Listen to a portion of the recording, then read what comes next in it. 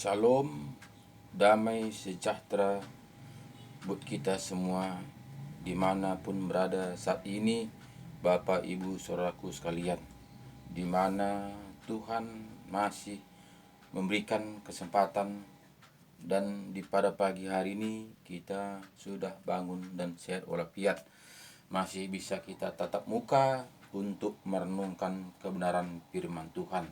Itu semua bukanlah karena kekuatan kita, bukanlah karena kehebatan kita, bukanlah karena kegigihan kita, tapi semua itu karena Tuhan masih memberikan kita kesempatan untuk merenungkan kebenaran firman Tuhan untuk mendapatkan kehidupan yang kekal.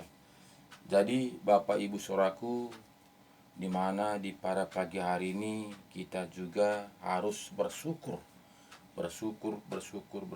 Jangan pernah kita mengeluh, karena mengeluh bersungut-sungut itu tidak ada gunanya. Karena jika kita bersungut-sungut mengeluh terus, itu akan membuat kita menjadi stres, akan membuat kita menjadi putus asa. Karena apa? Karena tidak ada keputusannya. Jika kita menyerahkan diri kepada Tuhan dan bersyukur kepada Tuhan, kita syukuri apa adanya pemberian Tuhan kepada kita yang ada kita terima saat ini. Tentu kita merasa enjoy, kita merasa senang, karena hidup ini adalah relatif. Bukan harus kaya baru senang, tapi tergantung pribadi kita masing-masing. Bagaimana kita menikmati hidup ini? Apakah memang kita hidup ini kita melihat orang lain? Apakah kita melihat diri kita sendiri? Dan apakah kita tidak tahu siapa kita dan kita tahu siapa kita? Jadi jika kita tahu siapa kita sebenarnya karena kita itu adalah anak-anak Tuhan, tentu kita bersyukur. Apapun pemberian Tuhan kepada kita, kita bersyukur. Karena Tuhan tidak salah menciptakannya, sesuai dengan rencananya. Jadi apa kita mau dibuat? Nah, jadi jika kita dibuat menjadi tukang sampah, bersyukurlah, tekunilah. Karena itulah talenta yang diberikan Tuhan kepada kita. Jika kita memang menjadi kerja kantoran, bersyukurlah, tekunilah, muliakan nama Tuhan. Jika kita menjadi petani, bersyukurlah, bertekunilah, nikmatilah jadi petani. Jadi jika kita menjadi nelayan, syukurilah, nikmatilah, sungguh-sungguhlah, kerjakan talenta yang berikan Tuhan kepada kita. Jadi kita itu tetap bersyukur. Jadi jika kita tidak melihat diri kita siapa, sehingga kita merasa kecewa kita, apakah kita ini salah ciptakan? Apakah yang salah Tuhan ini tak melihat saya? Apakah Tuhan ini tak melihat saya beribadah, memuji, memuliakan nama Tuhan, sehingga kita kecewa? Karena apa? Karena kita melihat orang lain. Tapi jika kita melihat diri kita sendiri, tentu kita bersyukur, karena Tuhan menciptakan diri kita seperti diri kita. Jadi diri kita tidak bisa seperti diri orang lain. Nah, jadi jika kita mengerti seperti itu, tentu kita bersyukur. Jadi Bapak Ibu Saudaraku, di pada pagi hari ini kita juga membaca firman kebenaran. Karena tanpa firman kebenaran, kita tidak bisa mengoreksi diri kita, siapa kita sebenarnya. Apakah kita sudah melakukan kebenaran firman Tuhan? Apakah kita hanya merasa kita sudah menjadi anak-anak Tuhan? Jadi jika kita hanya merasa, tentu tidak ada ujungnya. Tentu kita akan binasa, karena tidak ada jaminan jika kita hanya merasa. Jika kita hanya merasa, seperti kita umpamakan, seperti saya perumpakan malam itu, jika kita mau berangkat ke Kabanjahe, jika kita merasa kita sudah ada di Kabanjahe, itu tidak akan kita bisa menikmatinya karena merasa. Tapi jika kita berangkat, bertindak, berjalan ke Kaban Jahe, tentu kita melihat bagaimana suasananya Kaban Jahe. Jadi itu semua saudaraku harus kita bertindak. Tadi kita harus membaca firman-firman kebenaran. Jadi kita buka Alkitab kita, masih seperti firman semalam lanjutannya. Jadi Roma 6 ayat 15. Semalam Roma 6 ayat dari ayat 1. Jadi sekarang ini Roma 6 ayat 15, supaya tuntas dia. Jadi karena firman Tuhan ini nggak bisa kita potong-potong, nggak bisa kita comot-comot. Jika kita ambil comot-comot saja, tentu tidak sesuai dengan tema, tidak sesuai dengan tujuan. Jika seperti kita pamannya tadi, kita tujuan kita Kaban Jahe, sehingga kita pindah, singgah kita di Pancur Batu. Jadi tidak bisa kita potong, tujuan kita itu Pancur Batu. Jadi tidak bisa kita mengatakan Pak Yohanes pergi ke Pancur Batu, tidak begitu. Padahal tujuan tadi Pak Yohanes pergi ke Kaban Jahe. Jadi harus ada lanjut. Kenapa dia singgah di Pancur Batu? Tentu ada mau dibeli.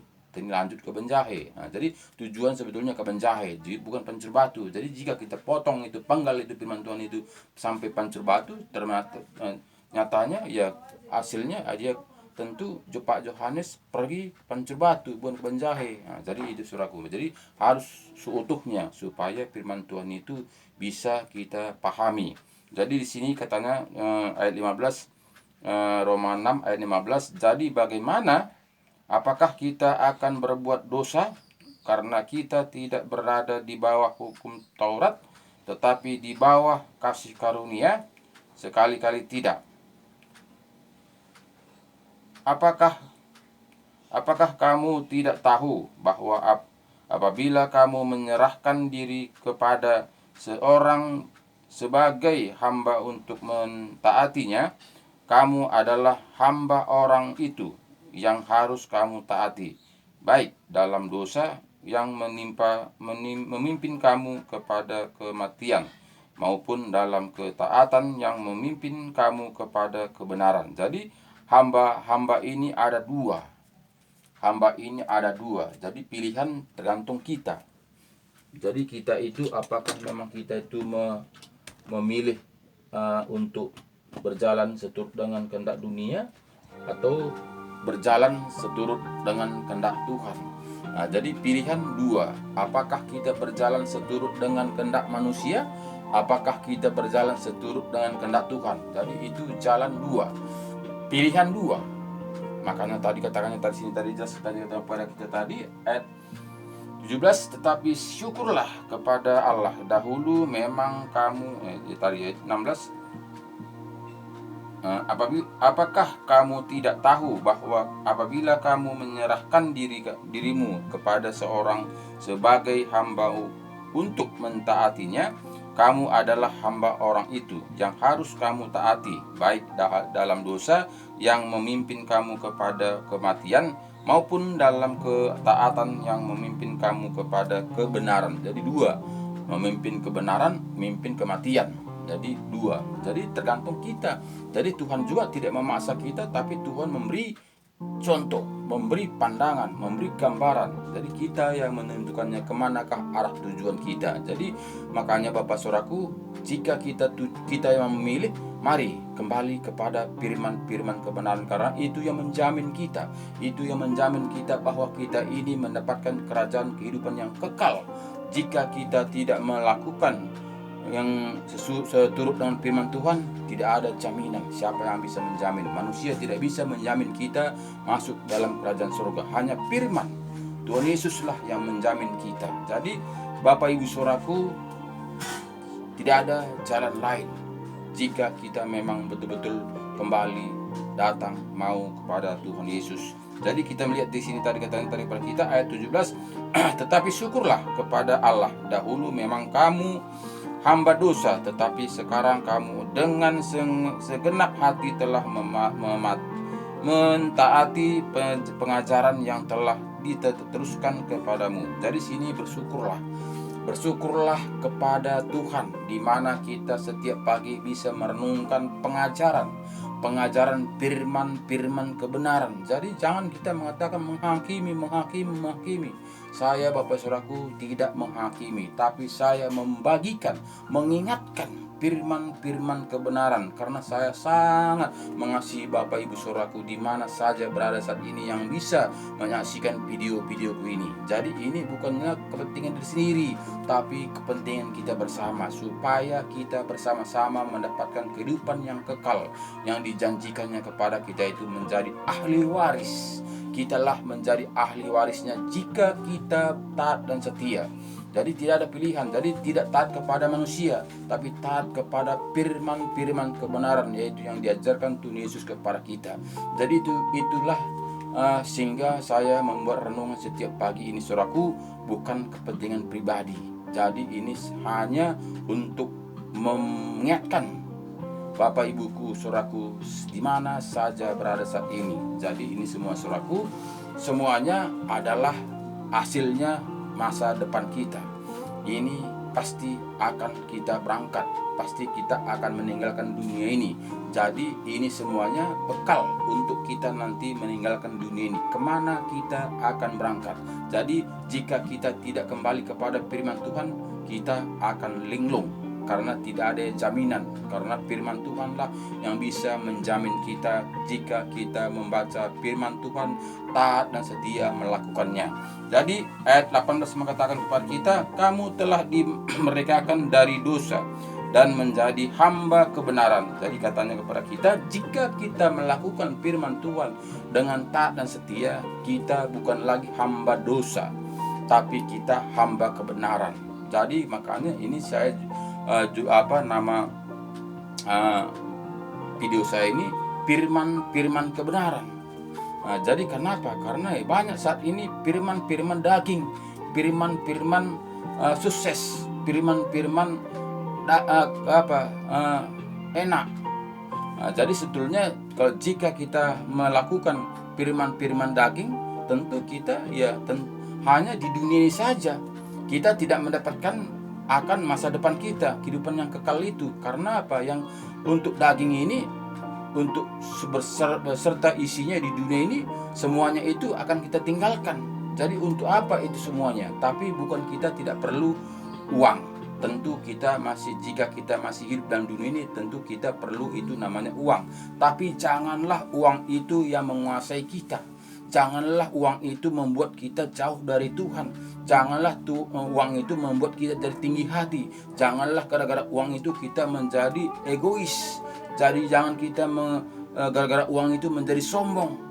Tapi uang itu adalah sarana kita supaya kita lebih sungguh-sungguh bisa melayani jiwa-jiwa, peduli kepada sesama kita manusia, diberkati untuk memberkati. Itu jika kita melakukan sesuai dengan firman Tuhan. Tidaklah uang itu memperkayakan diri sendiri, sehingga kita angkuh, sombong, merasa kita hebat, merasa kita mempunyai segala-galanya. Nah, jadi itu ajaran dunia. Tapi jika kita melakukan seturut dengan kehendak Tuhan, tentu sama seperti anak muda yang kaya itu.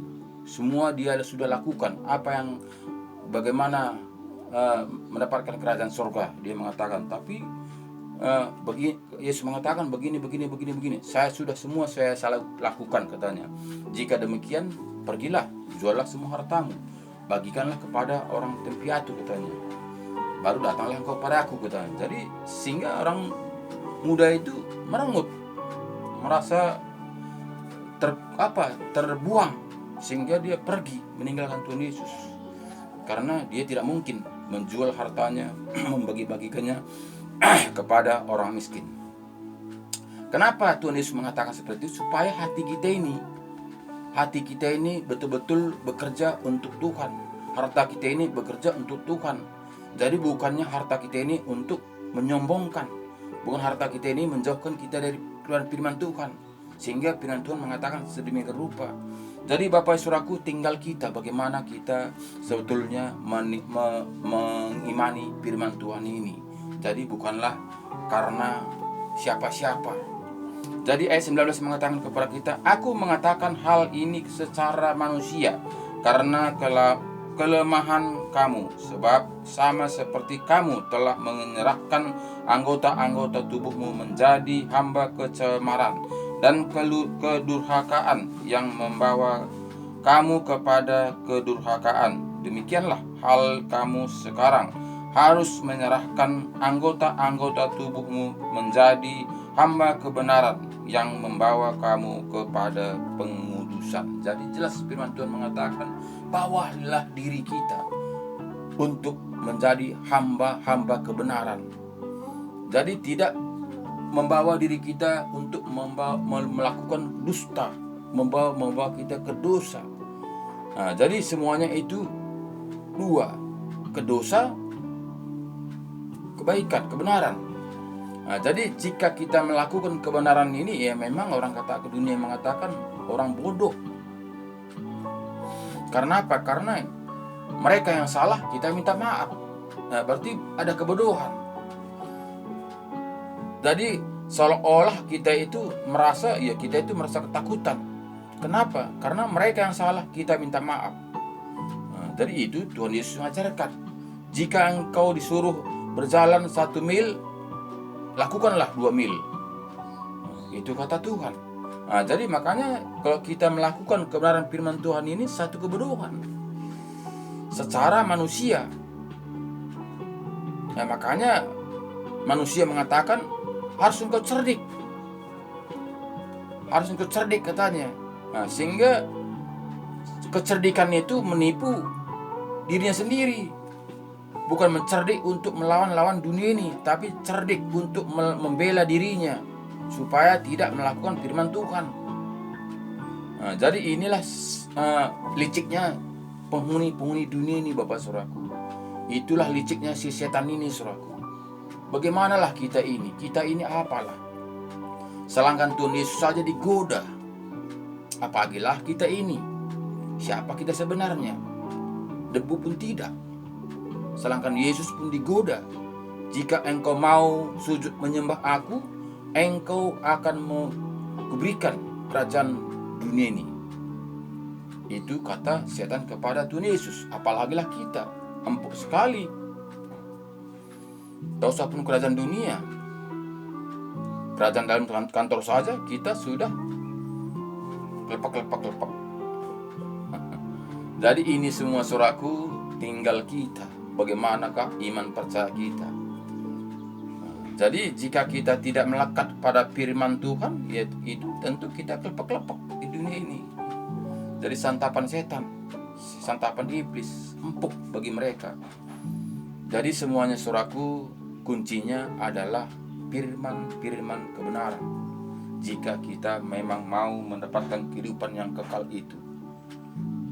Jika kita belotkan firman Tuhan ini, tentu kita tidak akan mendapatkannya, karena kita udah lari dari para rel. Karena firman Tuhan ini ibaratkan sama seperti rel kereta api, tidak bisa belok-belok, tidak bisa nyasar-nyasar, harus lurus berjalan di dalam rel. Jadi makanya firman Tuhan mengatakan sempit. Jika kita melakukan kehendak dunia, tentu lebar, bisa jalan ke sana kemana saja suka-suka kita. Tapi jika kita dalam Tuhan, ada relnya, nggak bisa kiri kanan, jalan terus. Apapun hambatan, apapun tantangan, jalan terus, nggak bisa mundur, nggak bisa belok-belok kiri kanan.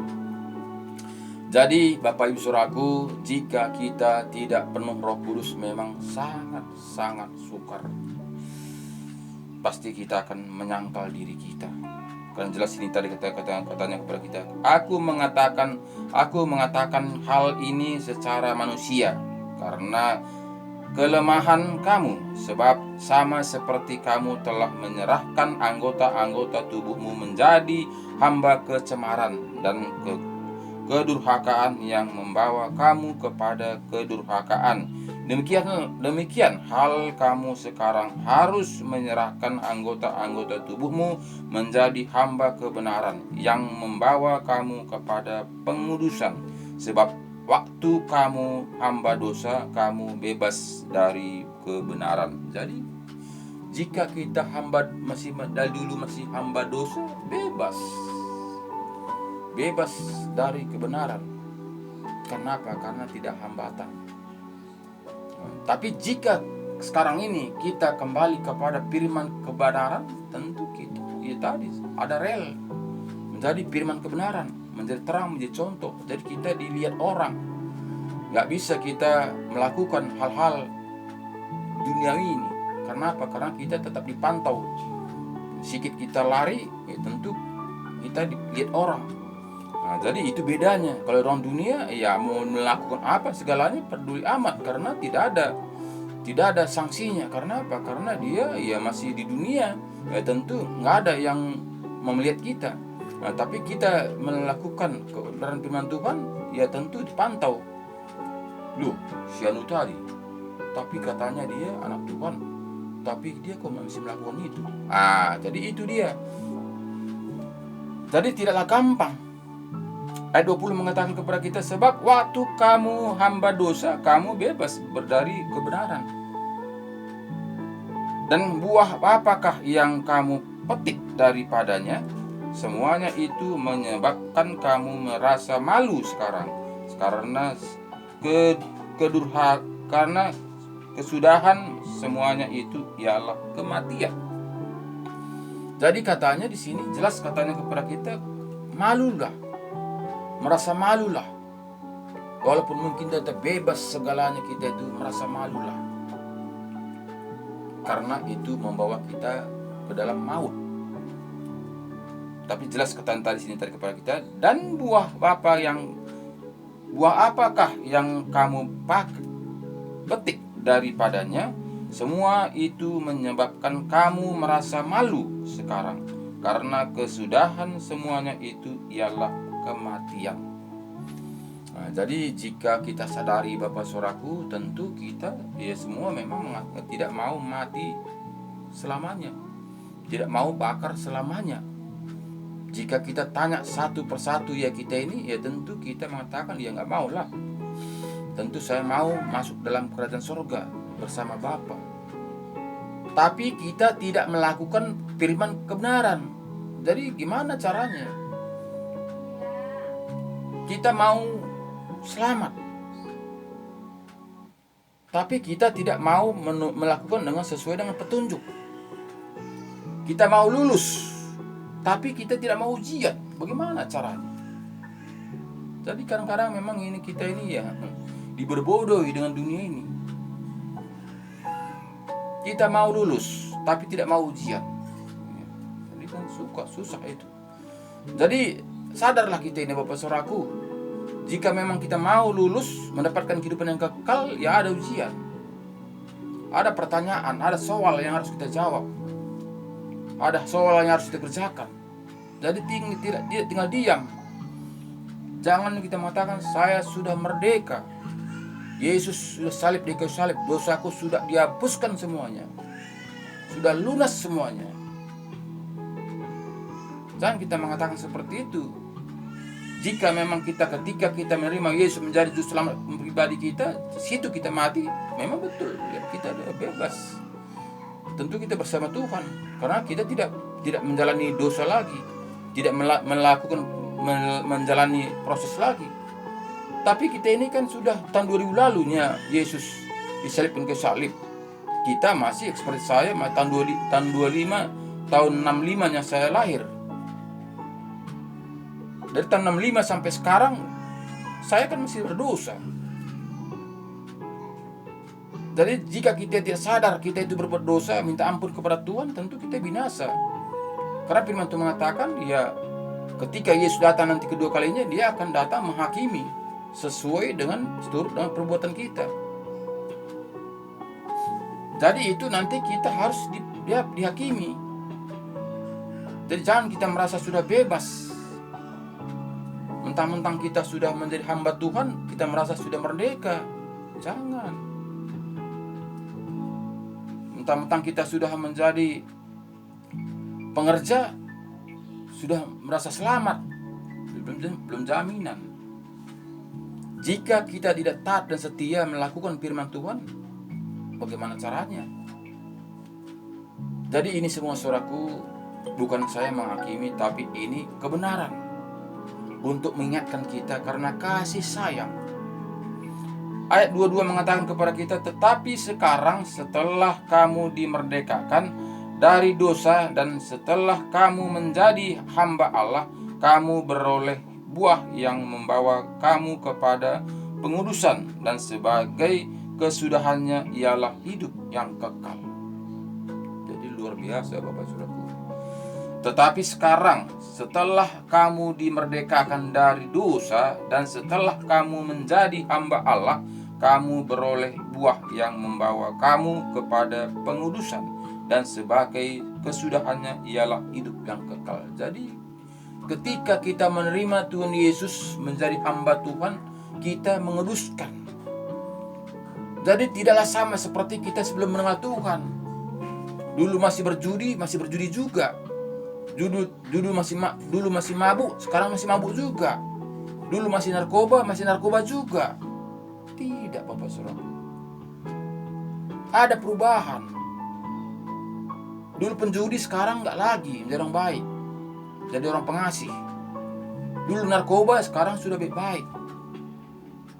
Dulu mencuri, sekarang sudah memberi. Beda dia, harus hitam daripada putih. Jadi sekarang ini Bapak Saudara, yang kita kelihatan pada saat ini masih beda, tidak beda.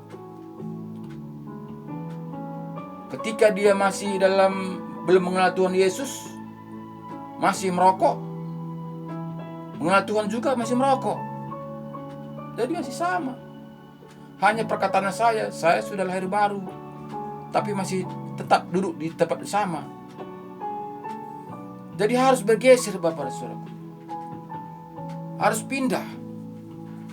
Kita melihat bangsa Israel di mana menjalani perjalanan 40 hari, 40 tahun.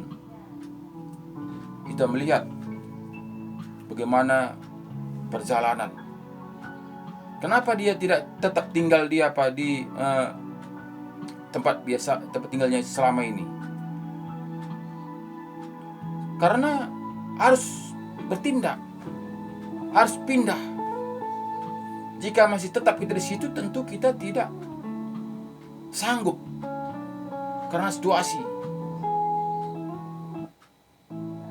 Nggak sanggup kita membela diri kita karena situasi begitu semua. Tentu dengan kita bertahan di situ, tentu kita nggak sanggup untuk omong-omongan, ejek-ejekan, perkataan-perkataan sekitar kita. Kenapa? Ya karena situasi masih amburadul. Toh kita justru jadi pahlawan, sok-sok dari pendeta, ya katakannya dia ejek-ejekin kita. Jadi ini semua saudaraku, harus kita bertindak, harus berpindah. Karakter kita berpindah, tabiat kita berpindah, hobi kita berpindah. Bagaimana kita melakukannya? Ada Roh Kudus yang menuntun kita, bukan dengan kekuatan kita. Dengan kekuatan kita nggak bisa. Manusia mengubahkan manusia nggak bisa. Hanya Roh Tuhanlah yang bisa mengubahkan kita. Jika dengan diri kita tidak.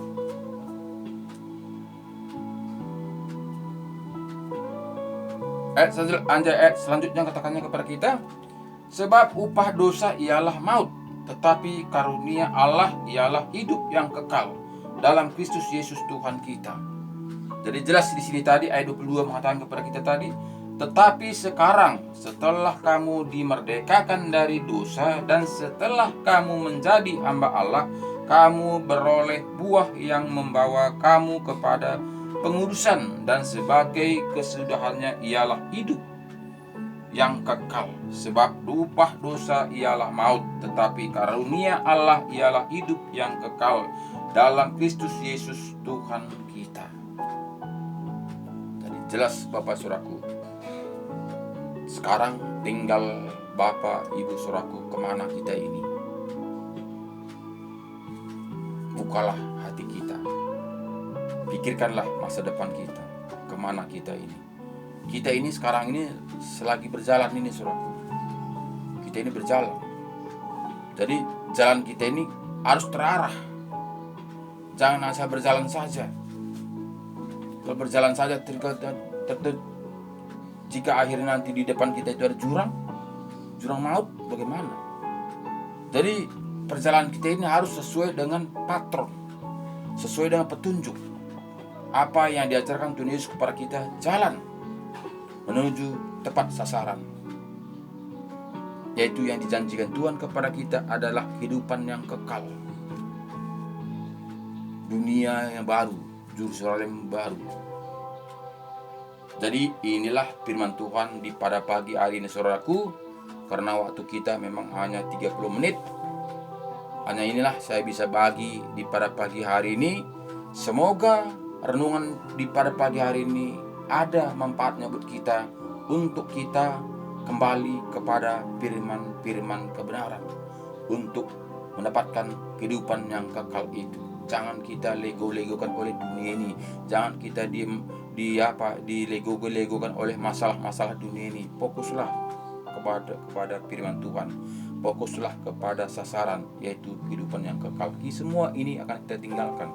Jangan gara-gara kita memikirkan dunia ini kita stres sehingga kita lupa akan keselamatan kita. Terima kasih banyak. Tuhan Yesus memberkati kita. Sampai jumpa besok pagi dengan tema yang berbeda. Terima kasih. Jaga kesehatan. Haleluya.